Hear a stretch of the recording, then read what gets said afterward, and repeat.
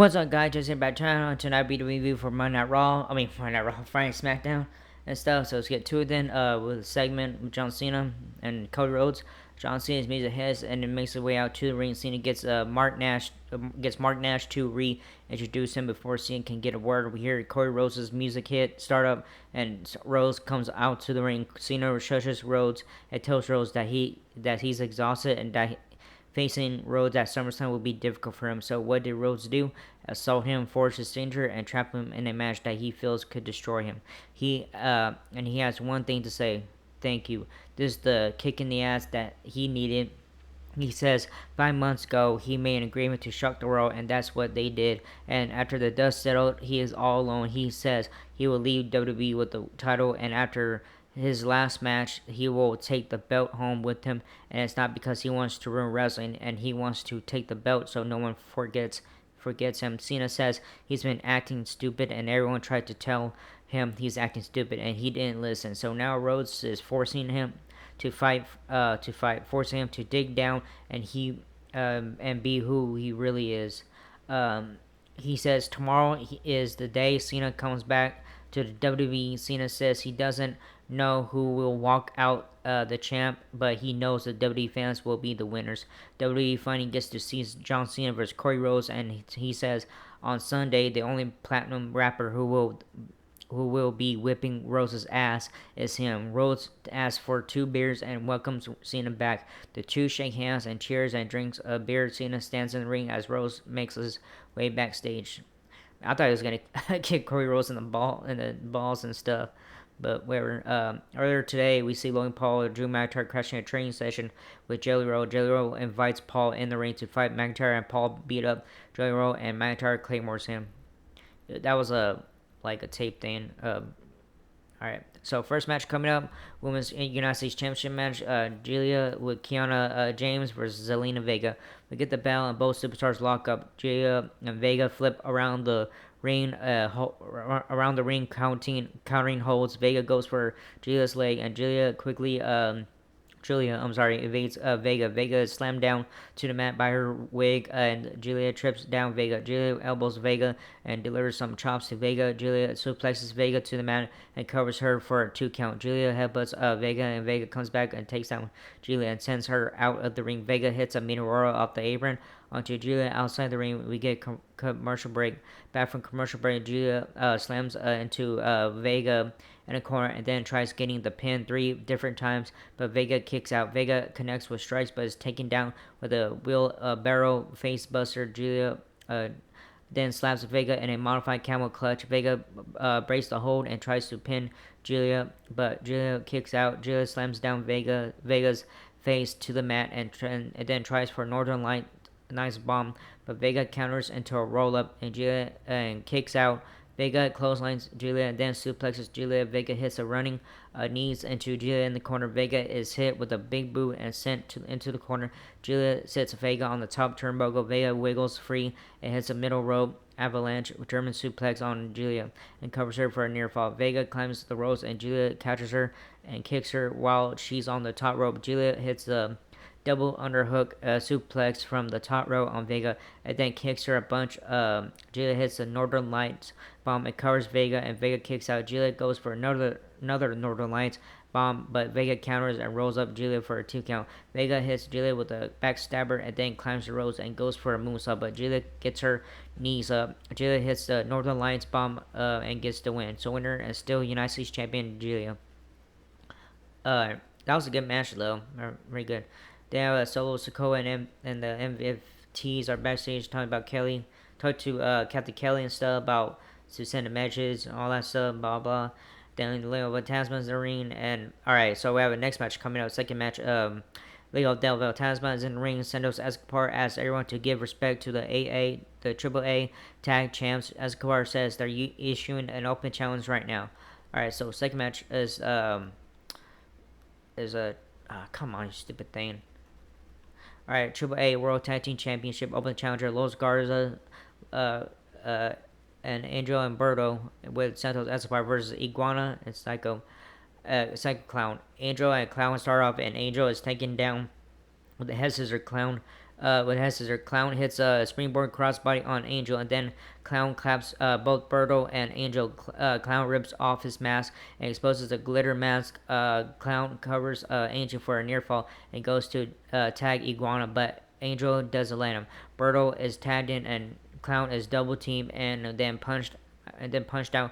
Berto kicks Clown in the corner, and Angel is tagged in. Clown is double teamed again. Angel rips off his pants and throws it on Iguana, and then covers for a 2 count. Clown is flipped onto the mat, and Angel puts him in a chin lock. Clown is kicked down and covered, and Clown kicks out. Clown clocks both Angel and Berto and tries to attack Iguana, and finally does. Iguana flies around Berto and knocks him down. Iguana throws on his Iguana puppet, and it bites Angel. Iguana Iguana tries to run on the ropes and falls, but recovers with a head scissor on Angel. Iguana hits a crucifix bomb on Berto and covers him for a near fall. Los Garza takes out Iguana and throws him into Clown in the ring. Angel and Berto double team Iguana and slams him down from the top rope and covers for a near fall. Berto punches Iguana more and then attacks Angel. Attacks Angel, and Clown is tagged in and is taken down. Berto is tagged in, and they hit MTY on Clown and get the win. So winners and still Triple A Tag Team Champions Los Garza. Damn. All right, then Drew McIntyre and Logan Paul walks backstage and all stuff about their tag with J. Roll, and they try to screw up and stuff. So anyways. Alright, so third match coming up, Damian Priest versus Aleister Black. To tell you the truth though, I know this match kind of was weird, but I wish this match was on SummerSlam on the SummerSlam card and stuff. So damn. So anyways, again, third match, Damian Priest versus Aleister Black. Black and Priest lock up and break and lock up again. Priest gets Black in the corner, and then Trey Harm locks. Black kicks Priest, and Priest comes back with strikes of his own. Black leaves the ring to create some separation, and Priest goes out and comes off the steel steps and hammers down on Black. Black punches Priest while he's on the apron, and then kicks Priest off the apron. Black flips over the top rope and crashes onto Priest, and we cut commercial break. We come back for commercial break, and Black has Priest on the mat in the armbar. Black kicks Priest after the hole is broken, and then kicks Priest in the jaw and covers him for a near fall. Priest punches and strikes Black a few times and then slams him down to the mat. Priest walks the ropes a la the Undertaker and splash onto Black. Priest blasts Black and covers again for a near fall. Black kicks Priest, and Priest kicks Black back, and Black falls out of the ring. Priest charges Black outside the ring, but Black makes Priest eat his knee and smokes him in the face. Black goes for a moonsault on Priest outside the ring and misses. Priest throws Black over the announce desk. Black throws a steel chair at Priest and gets disqualified. Torn by disqualification, Damian Priest. After the match, Black assaults Priest with a steel chair and then hits Black mats on Priest. Then Jake Cargill approaches Stratton. Cargill tells Stratton to not get too comfortable with the title. Stratton says she'll beat Cargill, and Cargill says she'll finish her story. Sounds like a Cody Rhodes thing. Alright, so fourth match coming up is Jimmy Uso versus Tala Tonga with Solo Sikoa. The bell rings, and Uso walks up to Tonga and tries to take him down with punches, but Tonga tosses Uso into a corner. Uso tries to fight back. Tonga places him on the top rope, and Uso tries to take down Tonga with the top rope strike, but is clubbed down. Tonga clotheslines Uso a few times and then hits a leg drop on Uso. Uso is choked out by the ropes as Sikoa trash talks Uso. Tonga slams Uso down, and Uso gets Tonga on the apron and then kicks Tonga off the apron. Uso flies out to Tonga and splashes into him, and we cut commercial break. Back to Smackdown. Tonga smacks Uso in the corner and takes him down with the clotheslines of Uso and Tonga trade chops, and Tonga knocks Uso down with a huge chop and then chokes him on the ropes in the corner. Uso tries to take Tonga down with strikes and kicks and tries for a Samoan drop and can't get Tonga up.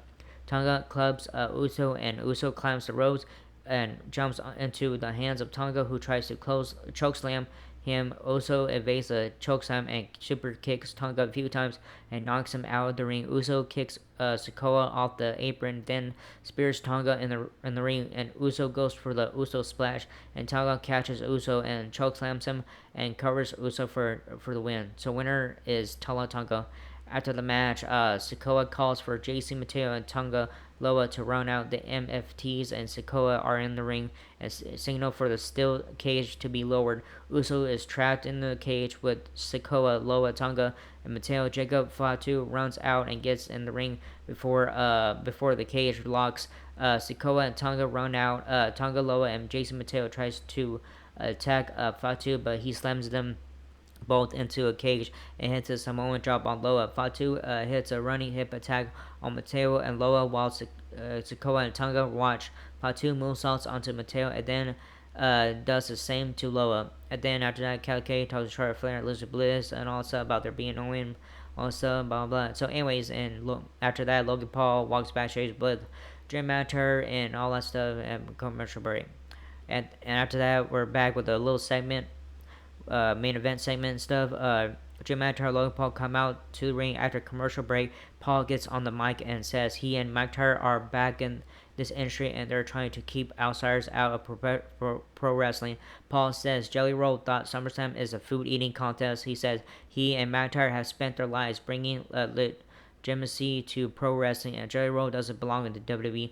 McIntyre says whatever happens to Smelly Old Hole tomorrow is Randy Orton's fault. He says Orton is fangirling over Jelly Roll and bad things will happen to them both. We see Jelly Roll and Randy Orton pull up in the parking lot, and they make their way out to the ring. Orton and Jelly Roll get in the ring and a brawl ensues. Paul gets sent out of the ring while McIntyre and Orton brawl as officials try to break them up. Jelly Roll and Orton stand tall in the ring as Paul and McIntyre lose their minds outside the ring. Orton RKOs two of the officials in the ring, and Jelly Roll chokeslams the other official. They celebrate in the ring as the show goes on there. So that's how the match ends. So yeah, good show tonight and stuff. I enjoyed that first match with Zelina Vega, Giulia and stuff. That was a good match. I enjoyed that one. That was very good. So back and forth on that match. So yeah, anyways, that was good, and SmackDown was very good, and I can't wait to see what happens tomorrow night and and Sunday night on SummerSlam too. Yeah. So anyways, what match are you looking for tomorrow night for night one of SummerSlam and stuff? So if you want to comment on that if you guys want, but well, I don't care what you guys do. But anyways, that was this first video. Hope you like it. Not wear yourself, so like, subscribe, hit that bell button, leave a comment. If you guys want to leave a comment stuff, I don't care what you guys do. And that was it. I'll see you guys tomorrow night for SummerSlam. Alright? Laters.